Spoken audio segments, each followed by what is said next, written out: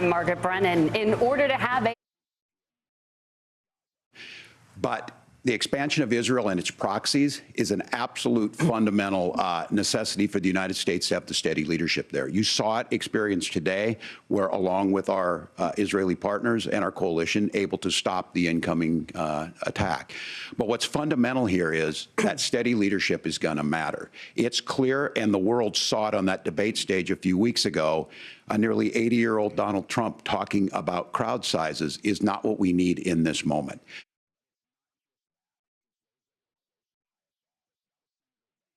What we've seen out of Vice President Harris is we've seen steady leadership.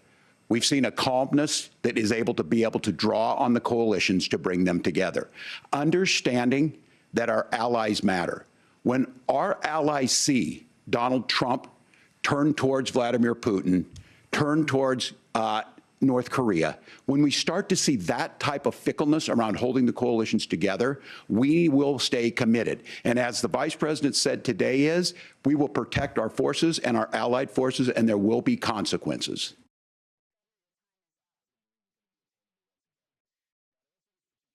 We have to remember that as much as Governor Walz just accused Donald Trump of being an agent of chaos, Donald Trump actually delivered stability in the world, and he did it by establishing effective deterrence. People were afraid of stepping out of line.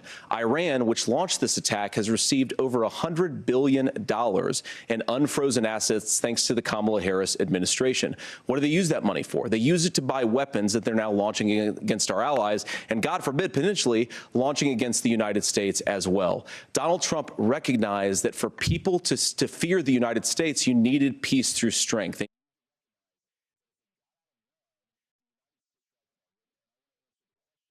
It is up to Israel what they think they need to do to keep their country safe, and we should support our allies wherever they are when they're fighting the bad guys. I think that's the right approach to take with the Israel question.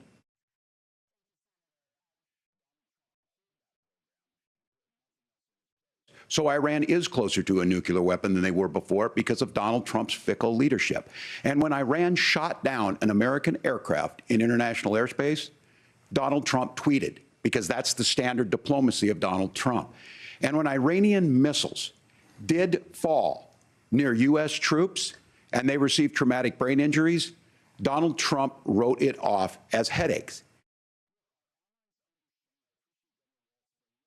But when did Iran and Hamas and their proxies attack Israel? It was during the administration of Kamala Harris. So Governor Walz can criticize Donald Trump's tweets, but effective, smart diplomacy and peace through strength is how you bring stability back to a very broken world.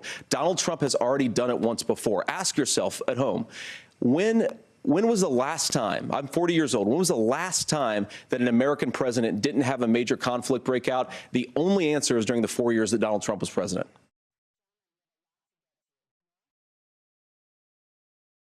Saying our hearts go out to those innocent people, our prayers go out to them, and we want as robust and aggressive as a federal response as we can get to save as many lives as possible, and then, of course, afterwards, to help the people in those communities rebuild. I mean, these are communities that I love. Some of them I know very personally in Appalachia, all across the Southeast. They need their government to do their job.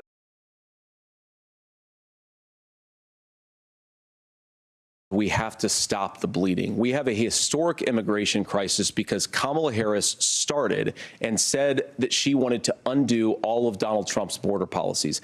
94 executive orders, suspending deportations, decriminalizing illegal aliens, massively increasing the asylum fraud that exists in our system. That has opened the floodgates. And what it's meant is that a lot of fentanyl is coming into our country. I had a mother who struggled with opioid addiction and has gotten clean.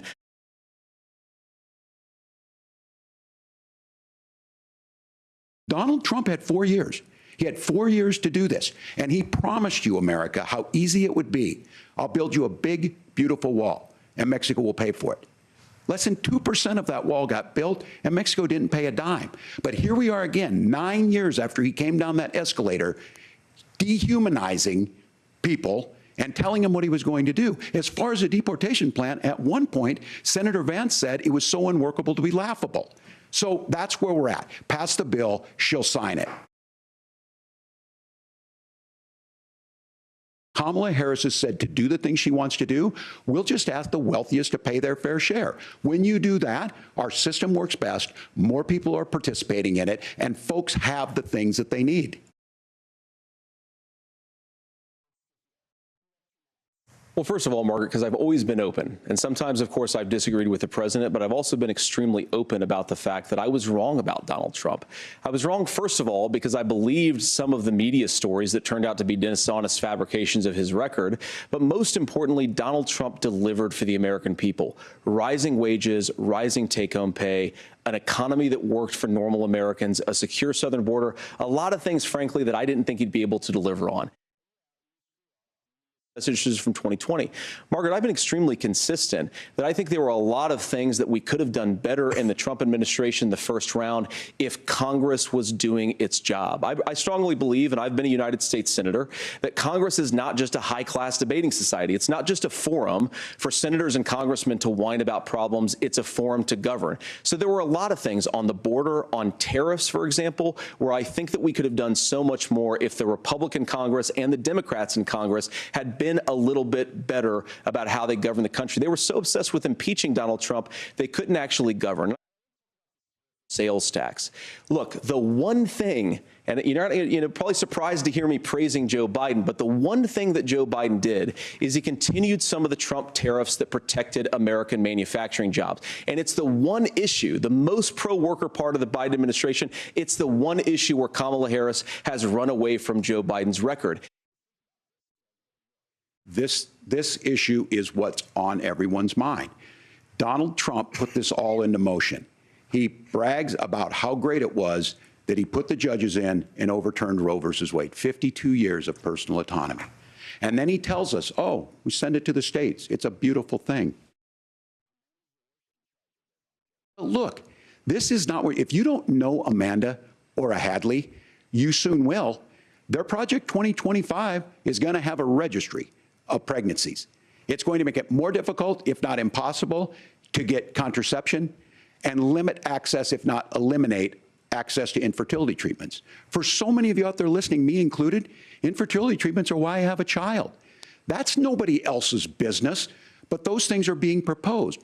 And the catch-all on this is, well, the states will decide what's right for Texas might not be right for Washington. That my party, we've got to do so much better of a job at earning the American people's trust back on this issue where they frankly just don't trust us. And I think that's one of the things that Donald Trump and I are endeavoring to do. I want us as a Republican Party to be pro-family in the fullest sense of the word. I want us to support fertility treatments. I want us to make it easier for moms to afford to have babies. I want it to make it easier for young families to afford a home so they can afford a place to raise that family. And as messy as democracy sometimes is to let voters make these decisions, let the individual states make their abortion policy. And I think that's what makes the most sense in a very big, a very diverse, and let's be honest, sometimes a very, very messy and divided country.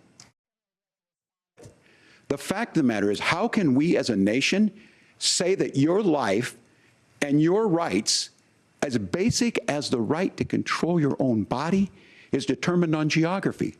There's a very real chance, had Amber Thurman lived in Minnesota, she would be alive today.